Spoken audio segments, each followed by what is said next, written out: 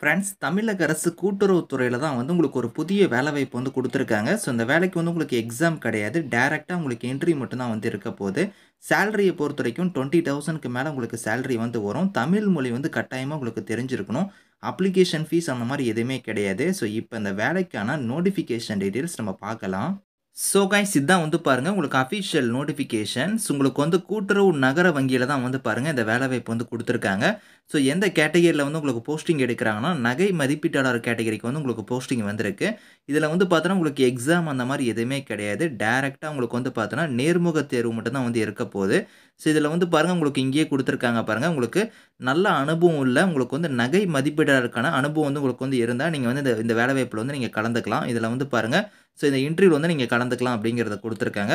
So 30 வயசுக்குள்ளார நீங்க வந்து இருக்கணும் அப்படிங்கிறத சொல்லியிருக்காங்க. ஸோ இன்டர்வியூ வந்து என்னைக்கு நடக்குதுன்னா, 23 ஏப்ரல் அன்னைக்கு உங்களுக்கு காலையில 11 மணிக்கு உங்களுக்கான இன்டர்வியூ வந்து இருக்கும். அப்போ வந்து நீங்க வந்து உங்களோட அசல் சான்றிதழ் மற்றும் நகல் சான்றிதழ் வந்து நீங்க வந்து எடுத்துட்டு போகணும் அப்படிங்கிற மாரி குடுத்துருக்காங்க. ஸோ இந்த அட்ரஸ்க்கு நீங்க நேர்ல போய் இன்டர்வியூல கலந்துக்கலாம். 23 ஏப்ரல் அன்னைக்கு உங்களுக்கான இன்டர்வியூ வந்து இருக்கும். அன்னைக்கு போய் நீங்க வந்து இன்டர்வியூல கலந்துக்கலாம் அப்படிங்கிறத குடுத்துருக்காங்க. ஸோ விருப்பமும் தகுதியும் இருக்கிறவங்க நீங்க போய் இதில வந்து கலந்துக்கோங்க. இதுக்கான லிங்க்ஸ் எல்லாமே வந்து நான் கீழ குடுக்குறேன். Thank you friends.